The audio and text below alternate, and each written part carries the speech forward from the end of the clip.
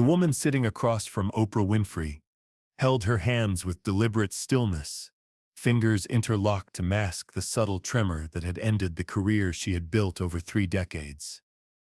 At 55, Dr. Sarah Mitchell still carried herself with the confident bearing of someone accustomed to making life-and-death decisions in operating rooms.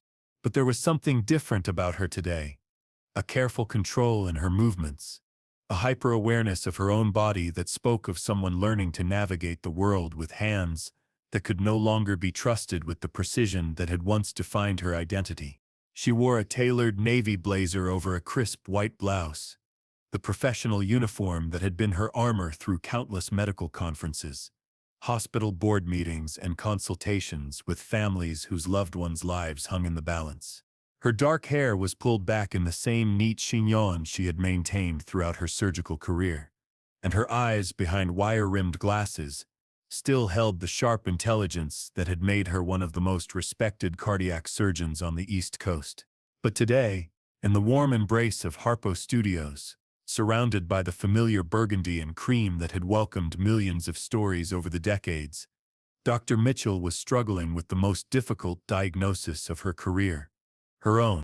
The manila folder beside her chair contained what she had told the producers were innovative surgical training materials for their discussion about reforming medical education to better prepare doctors for the emotional complexities of their profession. In reality, the folder held medical records, test results, and a letter of resignation that had effectively ended her surgical career 6 months earlier. For the past year, Dr. Sarah Mitchell had been fighting a battle that all her medical training couldn't help her win. Early-onset Parkinson's disease was slowly stealing the steady hands that had saved over 3,000 lives during her distinguished career. The familiar energy of the Oprah Winfrey Show buzzed around them, but Sarah felt disconnected from the warmth, hyper-aware of every small movement her body made, every moment when her left hand might betray her with the rhythmic tremor that had become her unwelcome companion. She had always been comfortable in high-pressure situations, emergency surgeries, complex procedures, life-or-death moments when steadiness under pressure meant the difference between a patient going home to their family or not going home at all. But today, she felt anxious about something as simple as reaching for a water glass, without her tremor being visible to 300 audience members and millions of television viewers. Oprah Winfrey sat in her signature chair, radiant in a deep forest green silk blouse that commanded both attention and respect. Her presence filled the studio with that unique combination of authority and compassionate wisdom that had made her the most trusted voice in American media for over 2 decades. Today's show was dedicated to medical heroes, a special episode highlighting healthcare professionals who had innovated in their fields and found ways to improve medical education and patient care while maintaining the human connection that made healing possible. But Dr. Sarah Mitchell carried a secret that went deeper than medical innovation. She had gotten on the show under circumstances that felt increasingly dishonest. When the producers called for stories about doctors who had transformed medical education and patient care, Sarah had submitted a letter claiming she had developed innovative training programs that helped surgical residents better handle the emotional complexities of their profession. It wasn't entirely untrue. She had been working on such programs before her diagnosis forced her early retirement. But the truth was that she was no longer actively practicing medicine, no longer saving lives in operating rooms, no longer the accomplished cardiac surgeon that her professional biography suggested. Sarah had dreamed of becoming a doctor since she was 8 years old, when her younger brother Danny had been born with a congenital heart defect that required multiple surgeries throughout his childhood. She had watched teams of cardiac surgeons work miracles, literally repairing her brother's heart and giving him the chance at a normal life. By the time Danny was 10 and fully recovered, Sarah had decided that she wanted to be the person who gave other families the same gift, the gift of hope, of healing, of watching their loved ones survive and thrive despite seemingly impossible medical challenges. She had excelled in medical school, driven by a combination of intellectual curiosity and deep empathy for patients and families facing cardiac crises. During her surgical residency, Sarah had distinguished herself not just for her technical skill, but for her ability to remain calm under pressure, to make complex decisions quickly and accurately, and to communicate with families during the most stressful moments of their lives with compassion and clarity. Over 30 years, Dr. Sarah Mitchell had performed over 3,000 cardiac surgeries. She had repaired hearts damaged by disease, birth defects, and trauma. She had operated on newborn babies whose hearts were no bigger than walnuts, and on elderly patients whose hearts had simply worn out after decades of faithful service. She had been the surgeon who worked 18-hour days during cardiac emergencies, who took calls at 3 in the morning when other doctors needed her expertise, who had built a reputation for taking on the most complex cases that other surgeons deemed too risky. But Sarah's greatest pride wasn't in the surgeries themselves. It was in the lives that continued because of those surgeries. She remembered not just the medical details of each procedure, but the faces of patients and families, the moments when she could tell worried parents that their child's surgery had been successful, the follow-up appointments where she could see that her work had given someone years or decades of additional life. There was 8-year-old Maria Santos, born with a complex heart defect that required 3 separate surgeries over 2 years. Sarah had operated on Maria when she was 6 months old, then again at age 3, and finally at age 8, now 15. Maria was a healthy teenager who played soccer and dreamed of becoming a doctor herself. There was Robert Chen, a 45-year-old father of 3, who had suffered a massive heart attack and needed emergency bypass surgery. Sarah had operated for 11 hours to save his life, and Robert had walked his daughter down the aisle at her wedding, 5 years later. There was elderly Margaret Thompson, whose aortic valve replacement at age 78 had given her 6 more years to spend with her grandchildren. Each surgery had been a partnership between Sarah's skill and her patient's will to live, between medical technology and human resilience, between the precision of her hands and the strength of hearts that refused to give up. For 30 years, Sarah had found profound meaning in being the person who could literally repair the organ that kept people alive, who could give families hope when medical crises threatened to tear them apart. But 18 months ago, Sarah had begun noticing small changes in her dominant hand that concerned her. A slight tremor that appeared when she was tired, a subtle loss of fine motor control that made delicate suturing more challenging than it had ever been before. Initially, Sarah attributed these changes to fatigue, to the natural aging process, to the accumulated stress of 3 decades spent in high-pressure surgical environments. But as the symptoms became more pronounced and more frequent, Sarah began to worry that something more serious was happening. The tremor was becoming visible to others, nurses in the OR, residents she was training, colleagues who had worked with her for years. More concerning was the impact on her surgical performance. Procedures that had once been routine were taking longer, requiring more concentration, demanding a level of conscious control over her hand movements that had never been necessary before. The breaking point came during what should have been a routine valve replacement surgery on a 62-year-old patient named William Bradley. Midway through the procedure, Sarah's left hand began trembling in a way that made the delicate work of suturing heart tissue more challenging than it should have been. She was able to complete the surgery successfully, and Mr. Bradley recovered fully, but Sarah knew with terrible clarity that she could no longer trust her hands to maintain the unwavering steadiness that cardiac surgery demanded. That night, Sarah made the decision that broke her heart, but honored her commitment to patient safety. She scheduled an appointment with a neurologist to get the evaluation she had been avoiding, and she quietly began transferring her most complex cases to colleagues while she waited for answers she already suspected would end her surgical career. The diagnosis came 6 weeks later: early-onset Parkinson's disease. The neurologist had been gentle, but clear. Sarah could expect progressive loss of motor control, increasing tremor, and eventual inability to perform the fine motor tasks that cardiac surgery required. There were medications that might slow the progression, therapies that could help her maintain function longer, but there was no cure. No way to stop the inevitable erosion of the physical capabilities that had made her one of the most skilled surgeons of her generation. Sarah had finished her scheduled surgeries over the following month, working with careful planning and additional support from colleagues who didn't know the full extent of her condition. She had said goodbye to her operating room, her patients, and her life's work without revealing the true reason for her early retirement. The official story was that she wanted to focus on medical education and spend more time with family, a narrative that protected her privacy and avoided the complicated emotions that would inevitably arise if the medical community knew that one of their most accomplished surgeons was losing the very abilities that had made her so exceptional.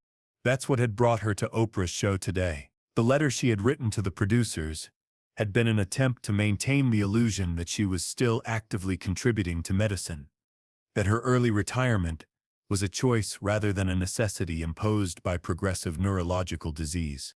She had hoped that by talking about medical education in general terms, by focusing on the emotional and relational aspects of healthcare, rather than technical surgical skills, she could continue to contribute to medical conversations without revealing her condition.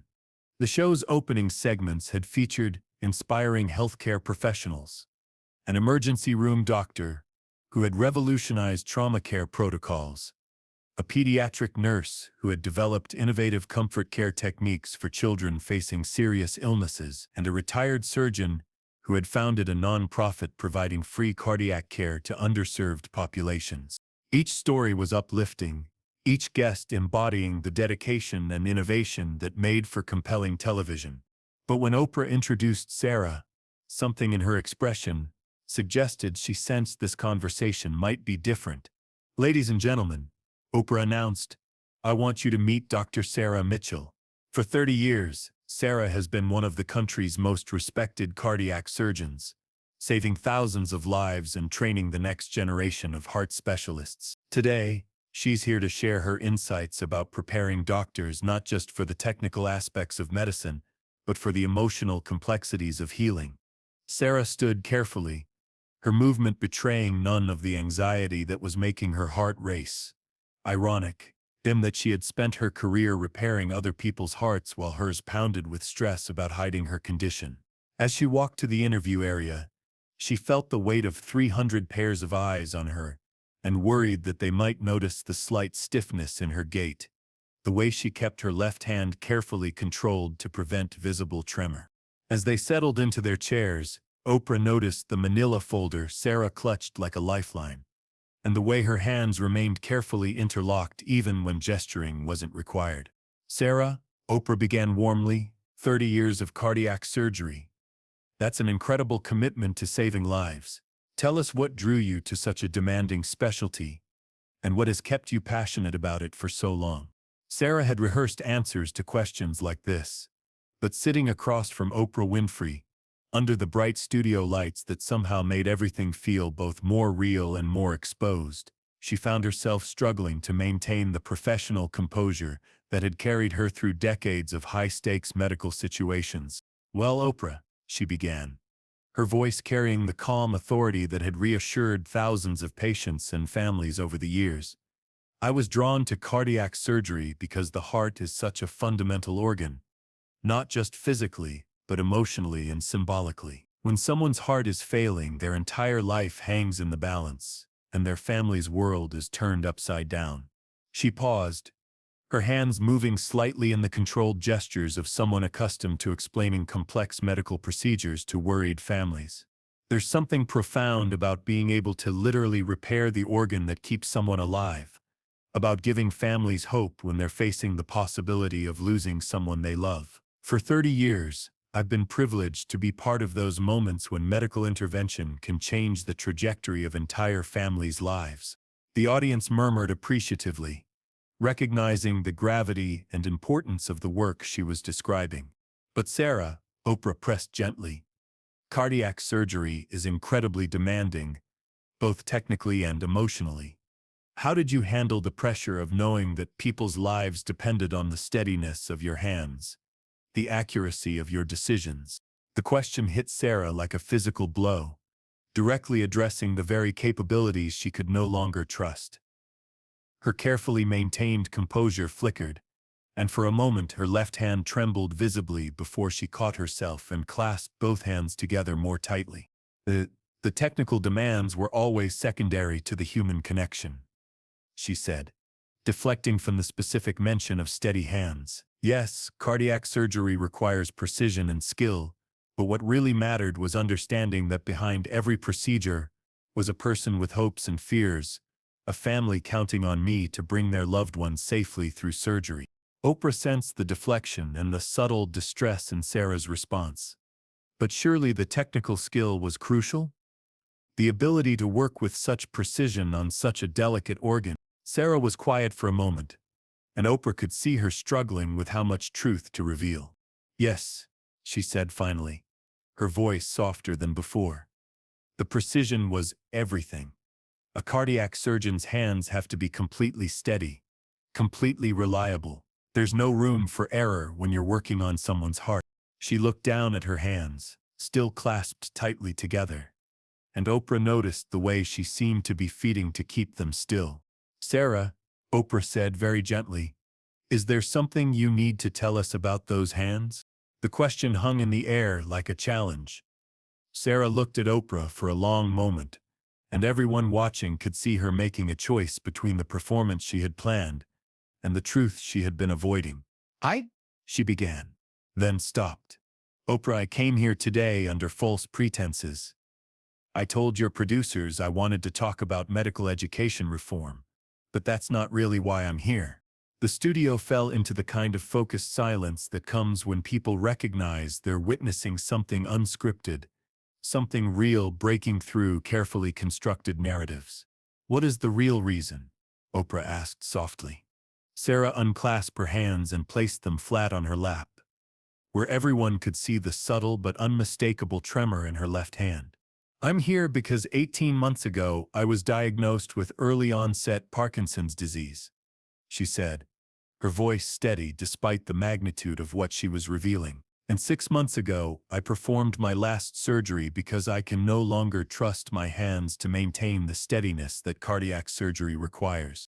The audience drew a collective breath, understanding immediately the devastating impact of such a diagnosis on someone whose career depended entirely on manual dexterity and precision. My hands, which saved over 3,000 lives during my career, now shake too much for me to safely operate on anyone. Sarah continued, holding up her trembling left hand for everyone to see. The very thing that defined my identity, my purpose, my ability to help people, it's been taken away by a disease I can't control and can't cure. Oprah leaned forward, her voice carrying the weight of someone who understood the relationship between identity and ability.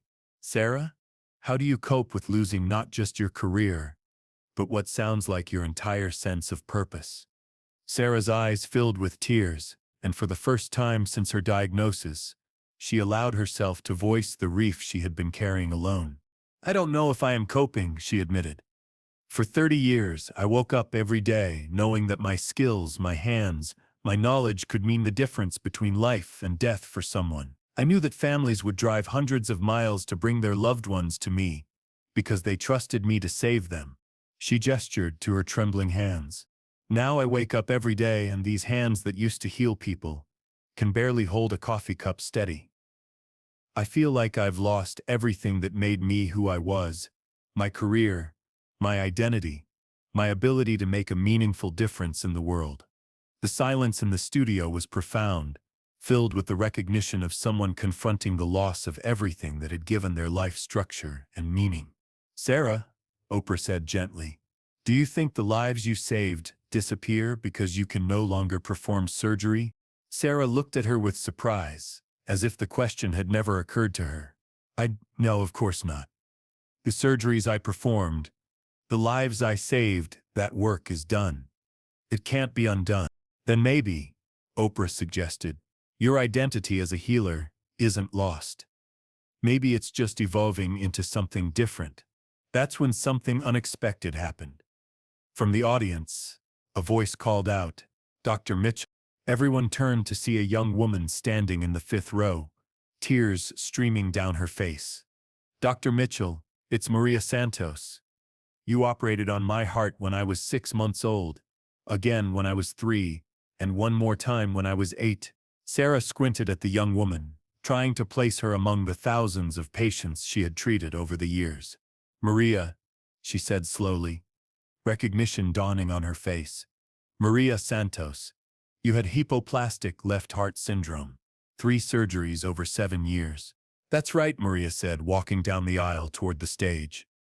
I'm 22 now and I'm in my final year of medical school. I want to be a cardiac surgeon because of you. Behind Maria, other audience members began standing, men and women of various ages, all raising their hands and calling out that Dr. Mitchell had operated on them or their family members.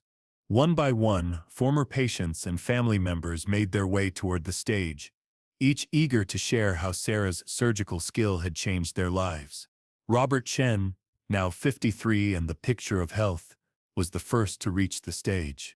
Dr. Mitchell, you performed emergency bypass surgery on me 8 years ago, after I had a massive heart attack. The other doctors said I had maybe a 10% chance of survival, but you worked for 11 hours to save my life. Because of your hands, I was able to walk my daughter down the aisle at her wedding last month. Margaret Thompson's grandson, speaking for his grandmother who had passed away peacefully the previous year, stepped forward. Dr. Mitchell, you replaced my grandmother's aortic valve when she was 78 years old. She lived 6 more years because of that surgery. 6 years she got to spend teaching me how to cook her famous apple pie.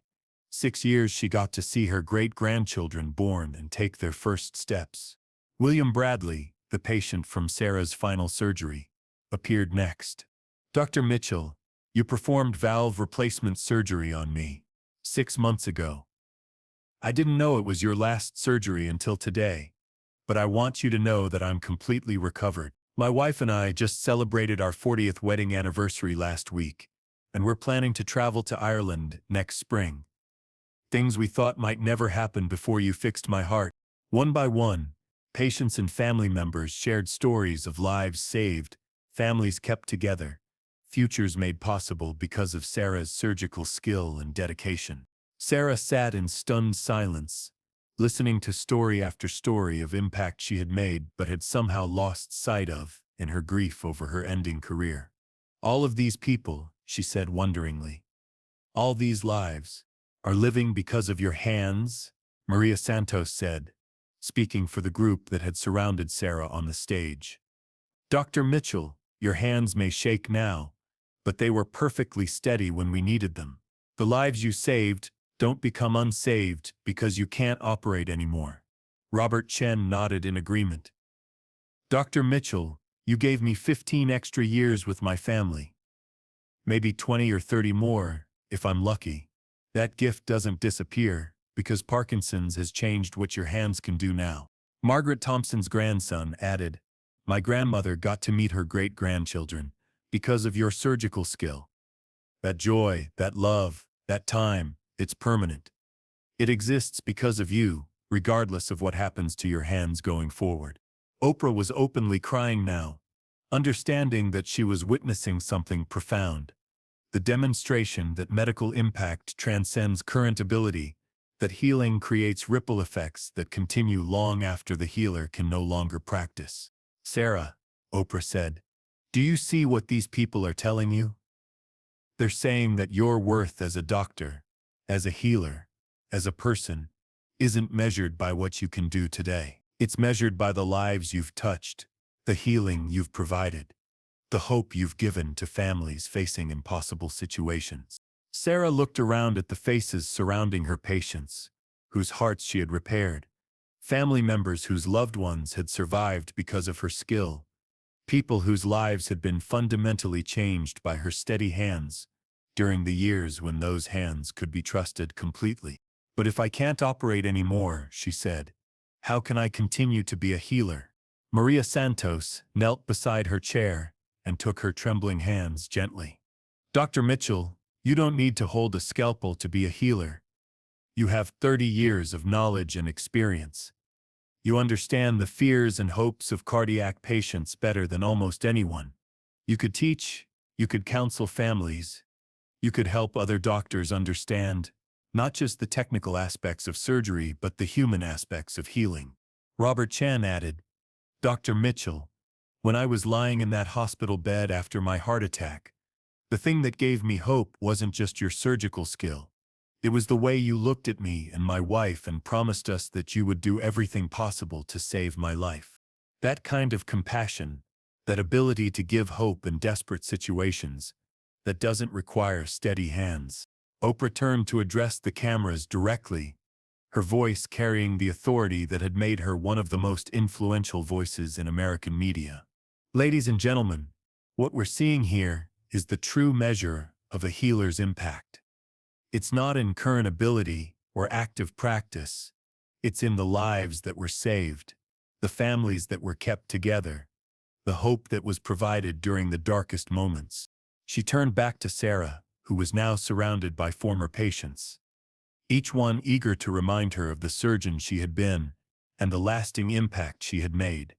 "Sarah, do you understand what they're telling you? They're saying that being a healer isn't about having perfect hands. It's about having a heart that's committed to saving others, knowledge that can guide families through medical crises, and wisdom that comes from 30 years of experience in life and death situations." Sarah looked around at the faces surrounding her.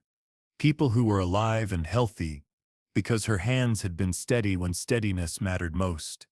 Families who had been spared devastating loss because of her surgical skill. Patients who had gone on to live full lives because she had dedicated her career to repairing hearts. "I've been so focused on what I can't do anymore that I forgot about what I accomplished when I could do it," she said, her voice stronger than it had been all afternoon. "Exactly," Maria Santos said. "Mitchell, your legacy isn't in your current tremor, it's in every heart that beats normally, because you fixed it, every family that's still complete, because you saved their loved one, every medical student who chooses cardiac surgery, because they were inspired by your example." As the show concluded, Dr. Sarah Mitchell found herself embraced by dozens of former patients and family members, each one eager to remind her that Parkinson's disease could take away her ability to operate, but it couldn't take away the impact she had already made. The woman who had feared that losing her surgical skills meant losing her identity as a healer discovered that healing transcends current ability. It lives on in every life that was saved, every family that was kept together, every heart that continues to beat, because of skills that were once perfectly steady. In the months that followed, Sarah began working with medical schools to develop programs that helped surgical residents understand not just the technical aspects of their profession, but the emotional and relational complexities of caring for patients and families during medical crises. She started counseling families facing cardiac surgery, using her experience to help them navigate fear and uncertainty. She proved that expertise and compassion don't require steady hands. They require steady hearts committed to healing in whatever form is possible. The interview became a touchstone for healthcare professionals facing career-ending illnesses, for patients dealing with progressive diseases, and for anyone struggling with the loss of abilities that had defined their identity. It showed that impact transcends current capability, that legacy lives in the lives we've touched rather than in our present abilities. Dr. Sarah Mitchell learned that being a surgeon wasn't about having perfect hands. It was about using whatever abilities you have to save lives, provide hope, and heal hearts in need of repair. And when surgery was no longer possible, healing could take new forms: teaching, counseling, inspiring, and reminding other healers that their work matters not because their hands are steady, but because their hearts are committed to making others whole. The surgeon's last patient, Sarah discovered, wasn't the person on whom she had performed her final operation. Her last patient was herself, learning to heal from the loss of her surgical identity and discovering that a healer's true worth lies not in current ability, but in the permanent impact of lives saved and hearts repaired when steady hands were guided by an even steadier commitment to healing.